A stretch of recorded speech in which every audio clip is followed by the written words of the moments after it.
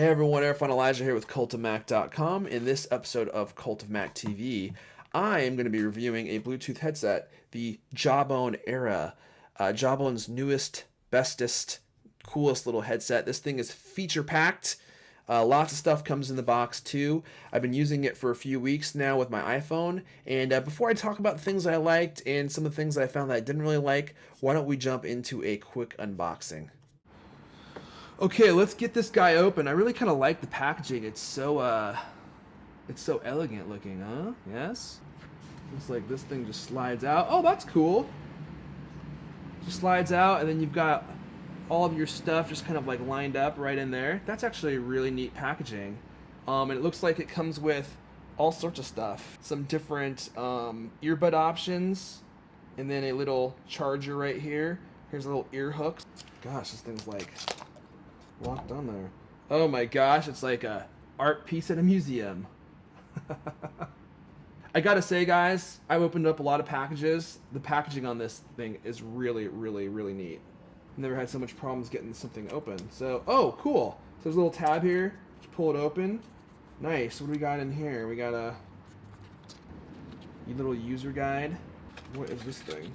Oh, cool, a little charger. There's no way once you get this packaging open, you're ever gonna get this stuff back in here. Primo. Wow. What's this? Oh, it's a case. Okay, everything's labeled.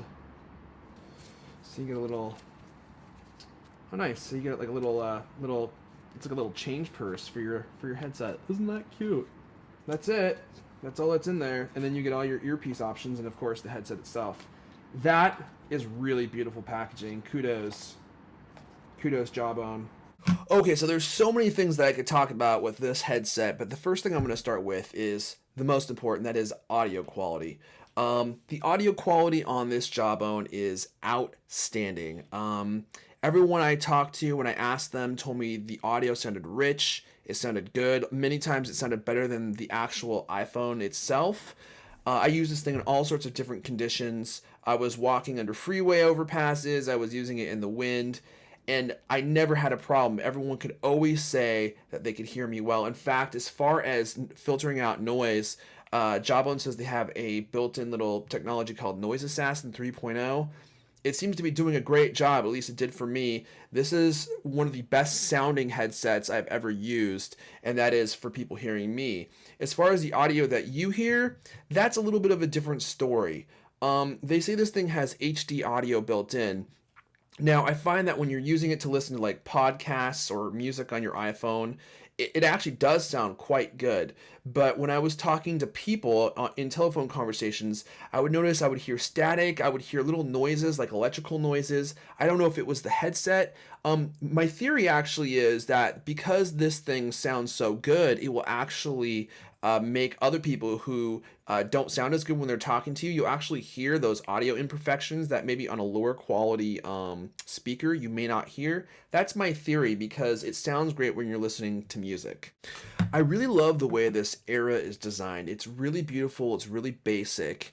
And let me see if I can bring it in here and give you kind of a good look of its design. There we go. It's just really basic, like little grate on top. It's a really nice size. I really like the shape a lot.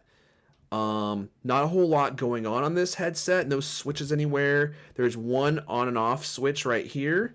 This little nubbin doesn't do anything. It just sits against your cheekbone. And then you have a button in the back right there that you could use to like answer and hang up calls and stuff. And it has some other features too. And then that's pretty much it. That's all it does. And it looks nice when you hang it in your ear. It goes in like really nice and smooth. And if you're gonna look like a nerd walking around with a headset when you're talking, this is actually a pretty cool one, I think. It looks a lot better than a lot of the other headsets that I've used. Now, one of the things I thought was cool about this headset that I haven't seen in any other headsets are motion controls. If you shake this thing 4 times, it will put it into discovery mode, so you can pair it with your smartphone or whatever phone you have. When the phone is ringing, if you shake this thing twice, it actually picks up the phone, so your call is activated, I should say. It also has this thing called tap tap built in, and that basically means when your phone is ringing, you can tap this thing twice, it will pick up the call, and then you can tap it twice again and it should hang up. To be honest, it's a really cool sounding technology, but I found that it doesn't actually work all the time. Many times when I tap this to hang up, it just won't hang up.